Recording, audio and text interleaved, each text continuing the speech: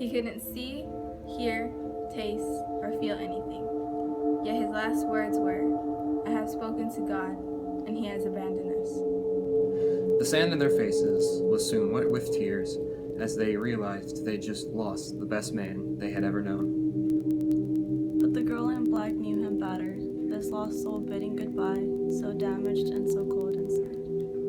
Like him, she was never sane, always talking about these imaginary places she would go.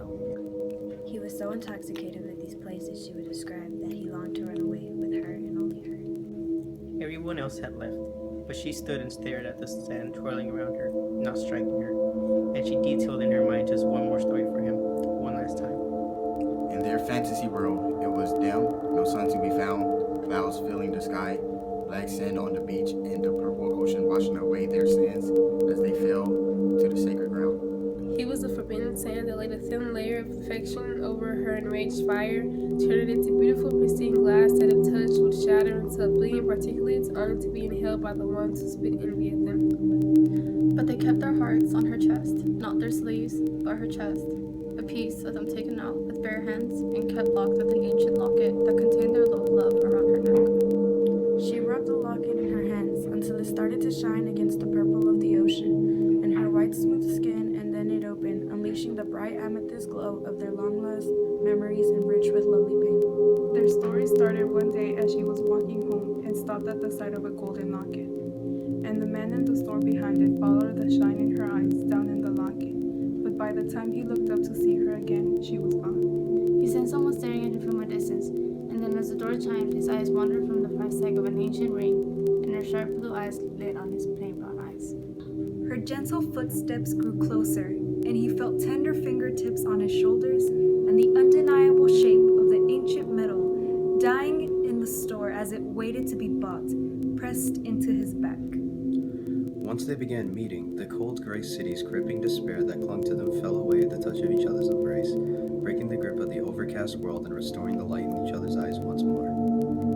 He was the prophet destined to terminate her kind, and his heart was stolen by her, and the fantasies of escape to other worlds she whispered to him. He would place his hand upon her cheek, listening to her stories, but stopping her from the vulgar thoughts of what torture would come if they were caught, and explain to her that he would gladly suffer to the ends of the earth just to continue seeing her.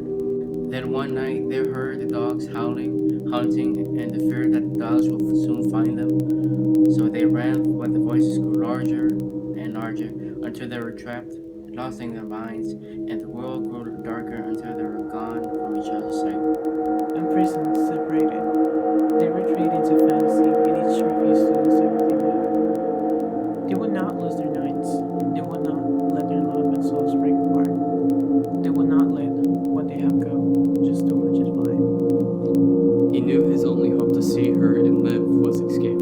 So after tedious memorizing the guard's schedules, he knocked the loose iron bar to the floor with a clang, and then among the guards yelling and the dogs barking, he bolted in the opposite direction. And as he ran, was hit with a sharp and sudden pain of an arrow piercing a tendon in his ankle. He couldn't stop, not only for his safety, but for his safety as well.